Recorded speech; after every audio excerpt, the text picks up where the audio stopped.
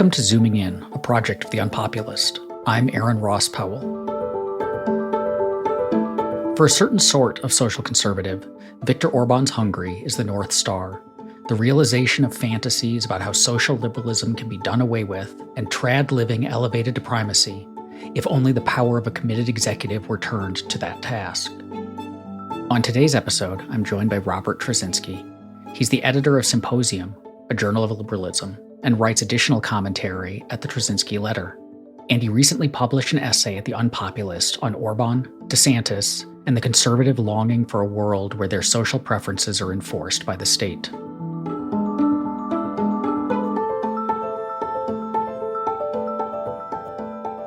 What is Orbanism? That's a good question. Well, Orbanism it's funny. There's a Hungarian version, from what I've been able to tell. There's a Hungarian version and there's an American version. So the Hungarian version is what the system Viktor Orban, the prime minister of Hungary, is creating in Hungary. And then there's the version of it that's sort of been popularized by the nationalist conservative types, by the Steve Bannon types, who are popularizing this as a model to be followed in America. But the fundamental of it is the idea of using the power of the state to promote conservative values or nationalist values. And in Hungary, it's been a matter of him, Viktor Orban, sort of using his power to grab the control of various levers of the state to keep his party and his faction in a majority and in control and prevent dissent, a very effective dissent. And a lot of it's focused there on control of the press, the fact that he's sort of starved out the independent media and made it impossible for there to be any large-scale media. So it's sort of like if you had only Fox News, right? And there's nothing but Fox News, and everybody got their news from that. Imagine what the country might look like. That's essentially what he's managed to do. And it's partly by he's done some things in Hungary that don't translate to America. So, for example, most of the media there is very dependent on advertising from the state, from the government. And so, if you have the government, gives its advertising to the outlets that are friendly, and not to the outlets that are not friendly, then you can see how he exerts a lot of control. It's not as easy to do that in the U.S., but where I think the model comes over most effectively is what he's done with education, and especially with higher education. And there's a very notorious case in Hungary where he chased out what was called the Central European University. And this was an academic program, a very well-regarded sort of world-class standard academic program funded by George Soros. But of course, again, another element imported to America. George Soros is in Orban's worldview is the ultimate bad guy, the guy plotting to, create this globalist system. And so he made Soros out to be the big villain and did various things to sort of harass and put sorts of legal barriers around the Central European University. And eventually they gave up trying to have it in Budapest. They moved it to Vienna. And in its place, Orban did this thing where he had billions of dollars in state funds that were dedicated to something called the Matthias Graffinis Collegium, which is much lower academic standards, but is very much a nationalist curriculum and promoting nationalist values. So it's this idea of taking control of the media, taking control of higher education, and using it all to promote a consistently nationalist agenda, but then also having a system where basically if you don't go along with the regime, you can't go into business. You can't successfully run a business because you'll be, again, harassed or starved out from various kinds of state-controlled funds. So it sounds like this is just about power. Like the appeal of it to conservatives in the US is they see themselves as no longer holding the commanding heights of the culture.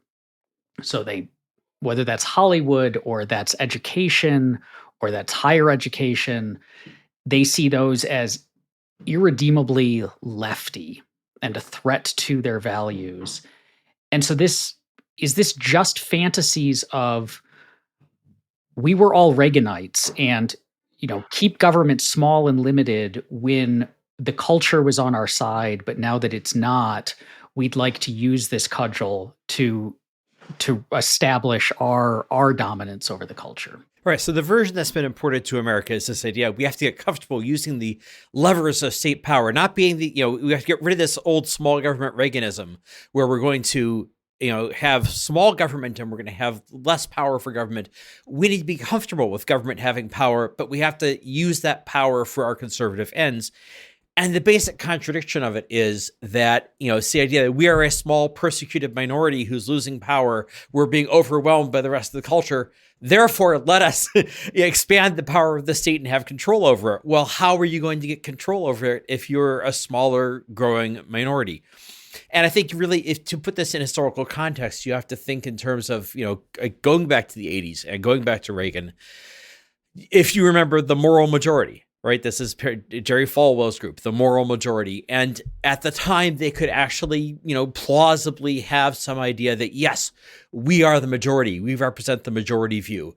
And now that's clearly no longer the case. I think partly this is a panicked response to the fact that religious belief is in decline in America. And you can see these poll numbers of it sort of going off a cliff starting somewhere in the 1990s. And you could talk about all the reasons why. There's the scandals. I remember the televangelist scandals of the 1990s, and you have echoes of them up to today with Jerry Falwell Jr. The copy being degraded somewhat from the original, and they also had the Catholic Church scandals. And so, if you look at church attendance and church membership, especially for evangelicals and for Catholics, there's this long-term decline. And so they see themselves, basically, we're going the way of Europe. Europe has, most countries in Europe, especially Western Europe, have become secularized, where it's like 60, 70% secular people with no particular religious belief. And Christianity is in a minority culturally and electorally. And so I think they're sort of panicking at that prospect and making this last-ditch attempt to say, well, wait a minute, maybe if we clamp down now, if we seize the levers of power, we can reverse this trend. There is a certain delusional aspect to it, right? This sense of, we're just small and despised minority, so let's gain power. Well, you can increase the power of the state, but the fact that you're going to be able to, the ones to use it for your ends, is not really the likely outcome. Well, it seems too that this is part of the appeal of Orban's more authoritarian directions of controlling the media and so on, because one problem with increasing the power of the state in order to enforce your cultural hegemony is that only works as long as you're in control of the state. But when you fall out of favor, which inevitably happens in the cycles of a democratic system, you now have an empowered state that the other guys are in charge of, and they can, and you have set a standard of enforcing cultural hegemony. So now why don't they do it too? But Orban is working, his movements in the authoritarian direction are often attempts to make sure that doesn't happen, a permanent dominance. Well, I think that's also why you're seeing Orbanism is not going to be, I think there's some fantasies of doing it on the national level. Donald Trump will get back into office and then he'll use this and he'll mandate classical architecture and he'll, create a fund for patriotic education, all these things he was going to do before. It's a lot less likely. It really doesn't make sense to try to do this on the national level because power, there's not enough conservatives. There's not enough to maintain that dominance and power. But you can see the appeal this has on the state level. That if you're saying, well, I'm governor of Florida, to pick the example at hand here, I'm governor of Florida, and you can think that in Florida, we have a conservative majority. We have the hope of maintaining a dominant conservative majority over a long period of time. So we can implement this. We can say, okay, we're going to seize control of the local district that controls Disney's infrastructure, their water and sewer and police and fire and all that sort of thing. We're going to seize control of that, put my cronies in charge, so Disney will have to answer to us. We get to tell them what to do, and they can't have all this woke stuff and all the homosexual stuff going on supposedly in their TV shows and in their movies. and we can take over the university system, and we can ban CRT, and we can do this in the schools, we could do that. The idea that you could take this model of control, of authoritarianism from Hungary and apply it here in the U.S., it makes sense on the state level if you're in a conservative state where you have a strong dominant party, and unfortunately in Florida, you have an opposition party that's in a great deal of has long been in a great deal of disarray. Well, and this seems to get to then the fantasies about DeSantis, because DeSantis is the standard bearer of this view, and his rise among possible presidential candidates in 2024 is largely driven by he can do to the US what he's doing to Florida. But does this mean, so we've seen these debates, like who would be worse as a nominee? Should we be worried about a Trump, or should we be more worried about a DeSantis? But this would seem to push in, I don't know if it pushes against being worried about, like, thinking Trump is not a big deal, but that DeSantis is much less likely to be able to accomplish as president what he's accomplishing in Florida. Oh, I think he definitely is. He's much less likely to be able to replicate this on the national scale. He will try. I do think the Trump versus DeSantis thing is one of those sort of like, choose the form of the destroyer, right? I guess to go back to I've got to go back to my 1980s pop culture reference where it's younger kids look it up.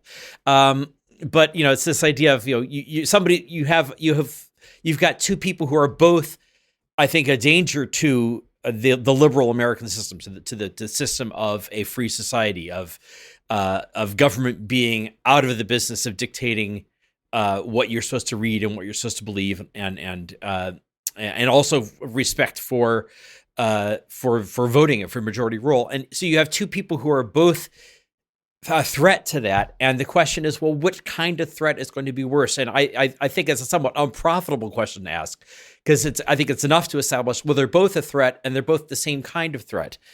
And then within that, I think, the case is simply that, well, Donald Trump, I think, is more erratic. He's more likely to call for, as he's just done in the last week, to call for a mob to turn out, and a violent mob to turn out to defend him from having to face legal consequences for his actions, or to overturn an election result, or what have you. So he's more likely to do the sort of big, extravagant, sort of crazy things. But DeSantis is more likely to be more methodical and systematic and follow things through with the self-discipline that Trump lacked, notably in office. Is there a problem, too, with this vision that it sometimes feels like the conservatives, and especially like the national conservatives, their vision of we're going to return to a trad society, underestimates the amount of pluralism that even exists within their circles? That it seems like we have a very different world for a Hazoni, a very conservative Jewish guy, the world that he would institute if he had the full-on cudgel estate, versus like whatever the very weird world that like a Rod Dreher would want. and so if they seize power, they're just going to end up fighting amongst themselves. Yes. once they banished all LGBT people. Like, they can all agree on that. Well, one of the odd things to me is that there, a number of the leading nationalist conservatives who want integralism, who want the state to get involved in religion, are Catholics. And traditionally in America, Catholics have been on the brunt end of government involvement in the state. Now, it's an old story that sort of has been forgotten because it all happened like 50 to 150 years ago, but there were literal like riots in places like Boston and I think Michigan or Indiana over public schools. And when they first had the first systems of public schools that were put into place, they often had religious instruction in the public schools, but the religious instruction used the King James Bible. It was Protestant religious instruction, and it was very deliberately created to take all these Catholic kids all the Irish kids and all the Italian kids who were coming in who were raised Catholic, and trying to sort of pull them over and give them Protestant religious instruction. And there were actual riots over this, that, when you had religious instruction in the public schools, it was used as a cudgel by Protestants against Catholics in exactly the way you're sort of talking about, that they're fighting against each other. And so a lot of the solution to those school wars, as they were called, was in America, the solution was, let's not have religious instruction in school. Let's have secular schools, and let's get the schools out of religion. You put the schools back into religion, which is one of the integralist ideas, and you go back to having exactly those kinds of conflicts and disagreements. One of the interesting things has been the particular focus on education, because prior to this latest rise of like deeply illiberal views on the right under Trump, we had school choice was the primary argument you saw among many people on the right, that we need to, the solution to ideological uniformity, indoctrination, whatever it happens to be in elementary and secondary education, was school choice, freedom, let people go where they want to go. But now it seems like what we're seeing is that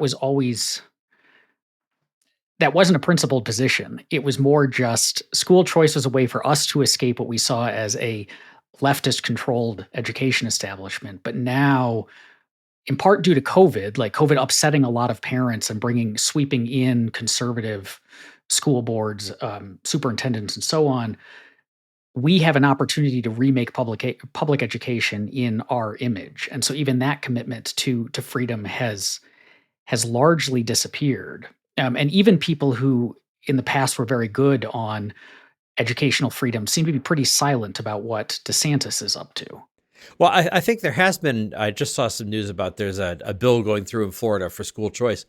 And I am hoping that one of the things that emerge from this will be that maybe some people on the left will start to see the virtues of school choice, right? If Ron DeSantis is controlling your public schools and saying you can't have certain things taught about the history of racism in the U.S. and about segregation and what have you, the great appeal of this would be, well, you can send your kids to a private school that will teach them all the values you want to promote. So I'm hoping that will sort of break, public schools or school choice out from being this sort of partisan coded thing where, only Republicans are a favorite and Democrats all feel like they have to be against it. But again, it's this idea that, we have given up on saying freedom and pluralism is the answer, and said, no, the answer is for my side to seize control. And there's a long history of this. The old saying is free speech for me, but not for thee. The ACLU partly is an example of this, that the left was very much in favor of free speech when free speech was violations of free speech involved things like putting communists in jail. When they felt they were the targets of censorship, they were very much in favor of free speech.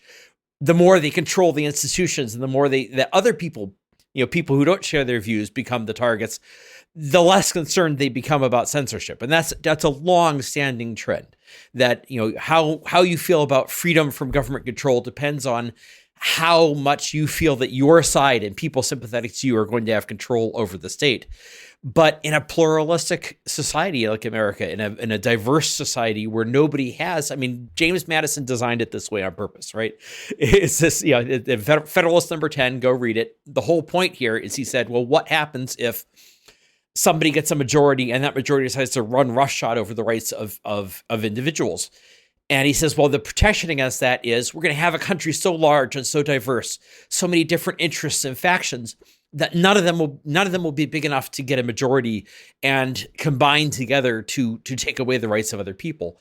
And I think that is our protection on the federal level. And that's why my concern is more, and I think why we're seeing a lot of battles right now, from abortion to education to things like this, DeSantis versus Disney, using the power of government against the private corporation. We're going to see a lot more of that happening on the state level, because that's where, you're more likely to be able to get a majority that can be panicked into, I think they've got sort of I recognize a lot of what's going down in Florida, by the way. as sort of an Anita Bryant style gay panic, right? You sort of transplanted from the 60s and 70s and brought forward into the 21st century. And this idea that, we're going to have these sort of church lady groups filing suits or making complaints against the schools that, you can't carry this dirty book on, this is a obscene book. You can't have that in the school library. It's very recognizable as this sort of old fashioned sort of gay panic transported into the 21st century. And you can get that to get some traction in some states, but you're not going to be able to do that on the national level. Does the fact that this works on the state level, but not on the national level, or it's at least, we'll say, harder on the national level, mean that there is something of a natural check against its spread, or I guess a ceiling of how bad it can get even on the state level? Because I'm thinking, like, Florida gets a lot of money from Disney, right? And it would be hard for Disney to move to a different state because it owns a lot of expensive real estate in Florida. But if things got bad enough, it could. And it seems like a lot of the largest corporations and a lot of the centers of economic dynamism and growth in this country are much more sympathetic to, if not outright progressive social views, then certainly not DeSantis-style social views.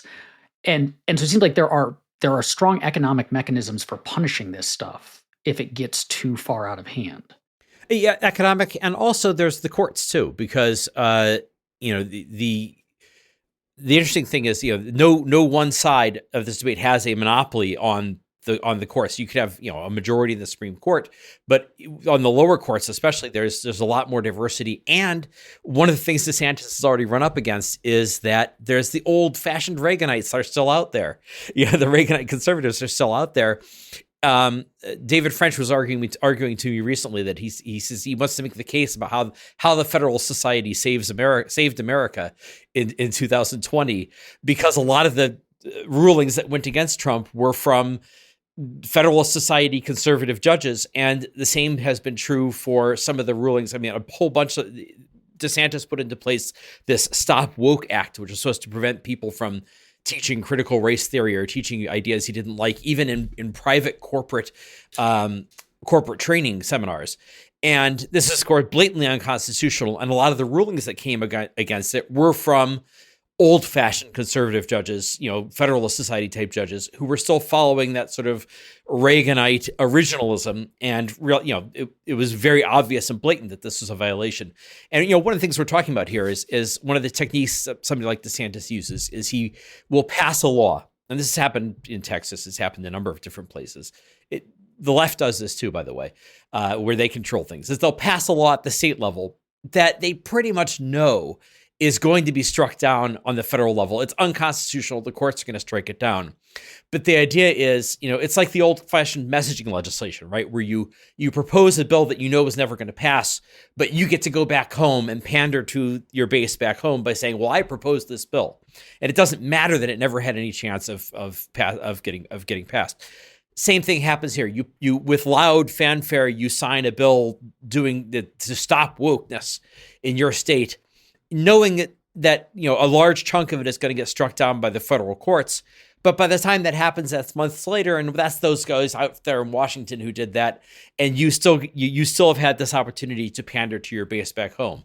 Now, the problem is you then create this precedent of anything I can get away with is okay, and I should be pushing the bounds of what I can get away with.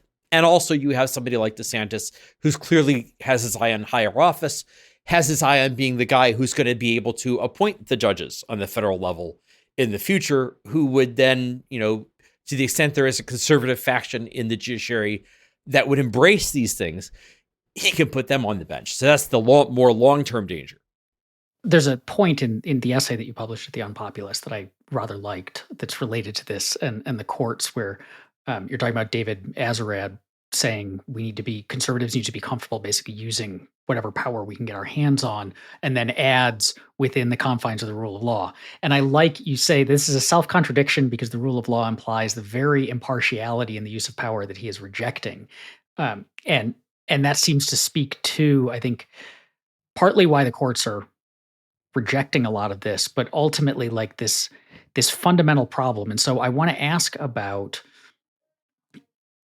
it seems one lesson we can draw from what's happening is that a lot of the people who spoke in the language of freedom and liberty, free enterprise, and so on, that wasn't a principled commitment. It was an expedient commitment because they saw that as the best way to advance their cultural and economic interests. And now they have turned. And that tends to have, that's not an isolated phenomenon on the right. The left does similar things.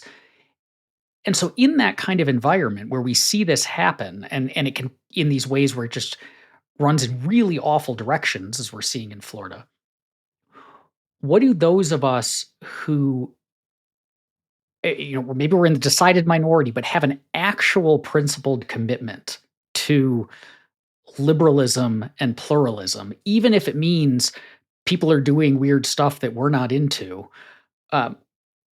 how do we make our case in a world like that where it seems like people aren't really interested in the principles? Well, one thing I think we need to point out is that a lot of these principles of, institutional neutrality and this idea of, the government will stay out of the way and allow these different ideas to flourish and different, people to have different lifestyles and that sort of thing. A lot of this neutrality was not something that somebody adopted because they wanted to. A lot of this came out historically from all these battles being fought to a standstill. I mean, religious liberty, the history of religious liberty is really a history of failed religious conflict in Europe, especially and in England in particular, and in Europe in general, that you had this knockdown battles, Protestants versus Catholics, people killing each other on a very large scale, long wars that were fought over it. And eventually what happened is they got themselves to such a standstill. They said, okay, look, we can't settle this by just having one side kill everybody on the other side, by having the state impose something and totally dominate. And, religious liberty was adopted as, and governmental neutrality in religion was adopted as the last resort, as the thing nobody wanted, but as a result of the fact that if we let this be just a conflict, a war of all against all, it ends up being much more destructive.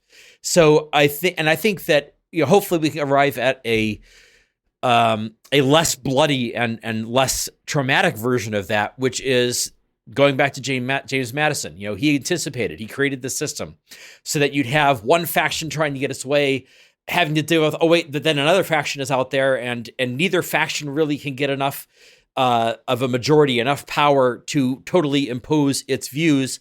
And eventually once they've exhausted that effort, they eventually have to decide, okay, the meeting point, the neutralizing point in the middle is, let's have the government be neutral. I mean, I mentioned the school wars. That's a great example. Instead of saying, well, let's have the Protestants control the schools so they can indoctrinate all the Catholic kids, the eventual truce that comes to is, let's have the schools stay out of religion and just focus on teaching. And I think that is the case we're making, essentially, for why you have these neutral principles in the first place. And we're probably going to have to relearn that a little bit. But, the history is on our side, is the way I'd put it. Thank you for listening to Zooming In at The Unpopulist.